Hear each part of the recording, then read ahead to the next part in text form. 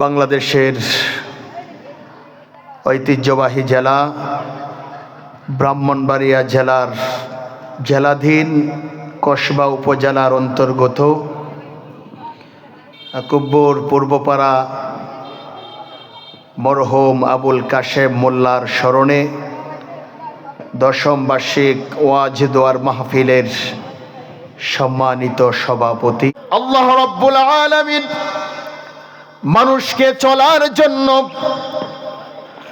মানুষের কল্যাণের জন্য, মানুষ কিভাবে দুনিয়াতে চলবে, কিভাবে তাদের জীবনকে পরিচালিত করবে, আল্লাহ রাব্বুল আলামিন মুত্তাকিদের জন্য কোরআন দিয়েছেন। হুদাল্লিল মুত্তাকিন, মুসলমানের জন্য, গোটা পৃথিবীর মানবতার হেদায়েতের জন্য আল্লাহ রাব্বুল আলামিন আল্লাহ তাআলা কোরআনুল কারীম নাজিল করে দিয়েছেন। মানুষ যেন সেই কোরআন থেকে পথ খুঁজে খুঁজে মানুষের জীবনকে পরিচালিত করার জন্য আল্লাহ তাআলা পৃথিবীর শ্রেষ্ঠ গ্রন্থ আল কোরআন নাজিল করেছেন। জোরে বলেন সুবহানাল্লাহ। যালিকাল কিতাবু লা রাইবা ফীহি হুদাল লিল মুত্তাকিন।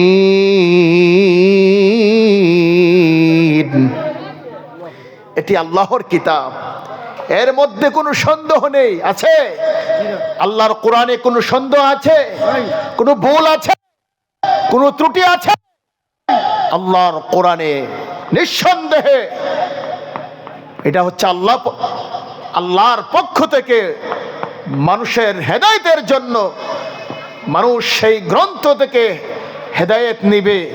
জান্নাত জাহান্নাম, হালাল হারাম সব কিছু মানুষ সেই কিতাব থেকে কি করবে? সংগ্রহ করবে।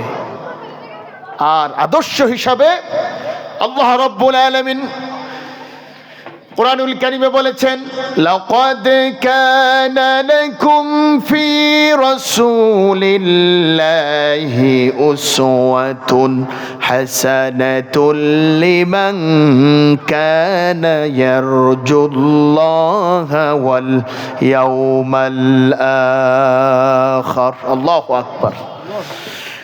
আর তোমাদের জীবনে আদর্শ হিসাবে মুহাম্মদ সাল্লাল্লাহু আলাইহি সাল্লামকে অনুসরণ করো। সর্বোত্তম আদর্শ হচ্ছে নবী মুহাম্মদুর রাসূলুল্লাহ সাল্লাল্লাহু আলাইহি সাল্লামের আদর্শ। সেই আদর্শকে গ্রহণ করো। সেই আদর্শকে যদি তোমরা ধারণ করতে পারো, আল্লাহর হাবিব সাল্লাল্লাহু আলাইহি সাল্লাম বলেছেন, ওই উম্মতদের শাফায়াতের জন্য আমি নবীজি যথেষ্ট। জোরে বলুন সুবহানাল্লাহ। রাসূল সাল্লাল্লাহু আলাইহি ওয়াসাল্লামের আদর্শ ব্যতীত অন্য আদর্শ গ্রহণ করার সুযোগ আছে? জি না। সুবহানাল্লাহি ওয়া বিহামদি। আদর্শ হিসাবে সর্বকালের সর্বযুগের সর্বশ্রেষ্ঠ নবী মুহাম্মদুর রাসূলুল্লাহ সাল্লাল্লাহু আলাইহি ওয়াসাল্লামের আদর্শকে আমাদের জীবনে ধারণ করতে হবে। এর ভিতরে রয়েছে মুক্তির পথ। সুবহানাল্লাহ। আল্লাহ রাসূল সাল্লাল্লাহু আলাইহি ওয়াসাল্লামের আদর্শ দেখে অনেক কাফের বেঈমান মুশরিক মুসলমান হয়ে গিয়েছে। সুবহানাল্লাহ। আল্লাহ রাসূলের কাছে কাফেররা আমানত রাখতেন। সুবহানাল্লাহ, ঠিক কিনা হুজুর? আল্লাহর হাবিব সাল্লাল্লাহু আলাইহি সাল্লামের কাছে কাফেররা আমানত রাখতেন, টাকা দিরহাম আমানত রাখতেন। নবী করিম সাল্লাল্লাহু আলাইহি সাল্লাম তাদের আমানতকে গ্রহণ করতেন।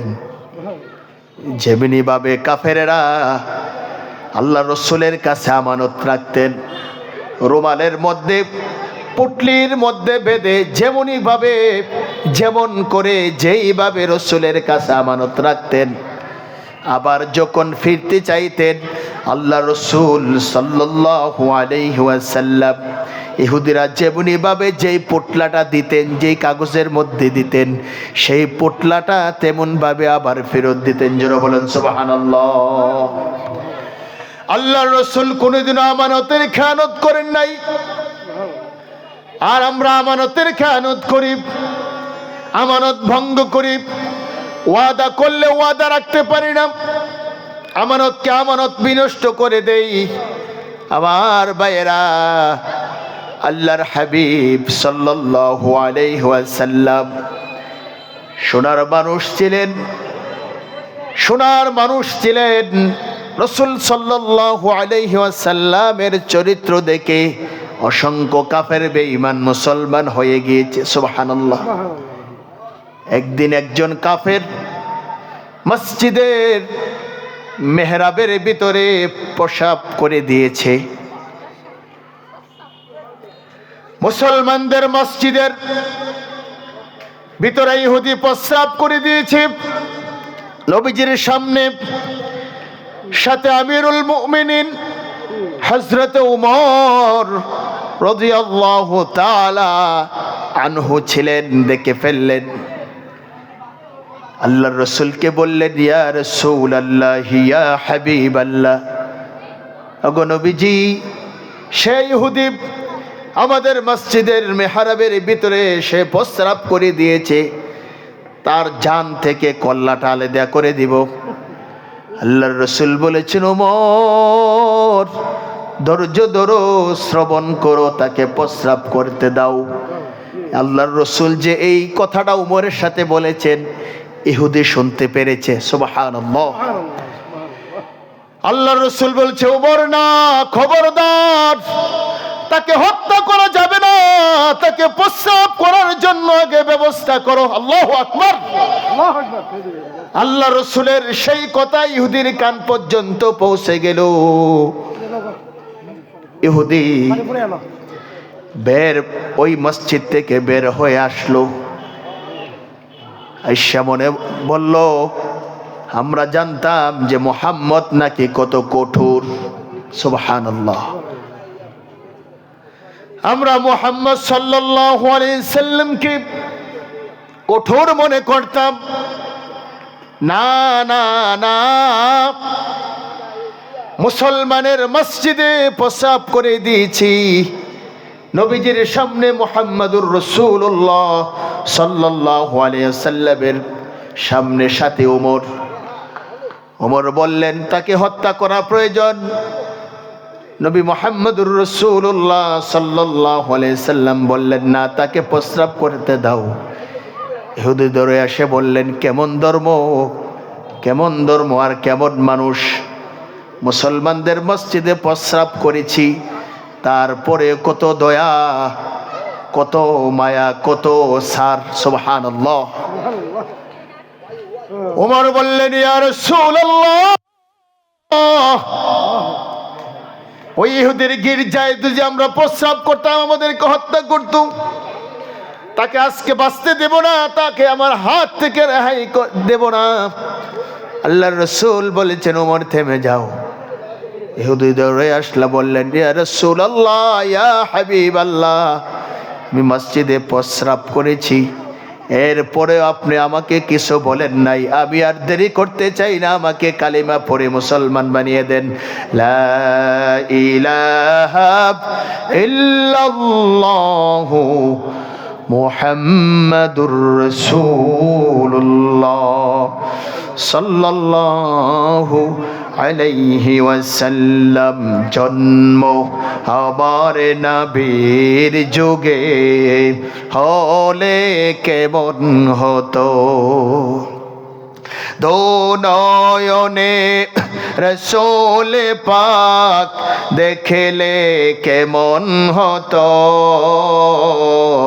দো নয়নে রাসূল পাক দেখলে কেমন হতো, জন্ম আমার নবীর যুগে হলে কেমন হতো। আসতো বেশে হযরতে বেলালের মধুর আযান,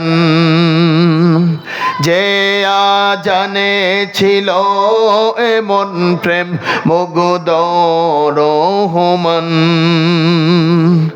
আসতো বেশে হযরতে বেলালের মধুর আযান, যে আজানে ছিল এমন প্রেম মুগ্ধ রহমান। দয়াল নবীর পিছে নামাজ পড়লে কেমন হতো, দয়াল নবীর পিছে নামাজ পড়লে কেমন হতো। দিনে কত আলোচনায় থাকতাম আমি অদম, সামনের সোলে পাক হতো পাশে সাহাবগণ। আবু বকর ওমর উসমান আলী সঙ্গী কেমন হতো, আবু বকর ওমর উসমান আলী সঙ্গী কেমন হতো। দিনে কত আলোচনায় থাকতাম আমি অদম, সামনের সোলে পাক হতো পাশে সাহাবগণ। আবু বকর ওমর উসমান আলী সঙ্গী কেমন হতো, আবু বকর ওমর উসমান আলী সঙ্গী কেমন হতো। জোরে বলে আমিন। আল্লাহ তাআলা আমাদের সকলকে নবী করিম সাল্লাল্লাহু আলাইহি ওয়াসাল্লামের আদর্শ অনুযায়ী চলার তৌফিক দান করুন। সকলে পড়ছি আল্লাহুম্মা আমিন।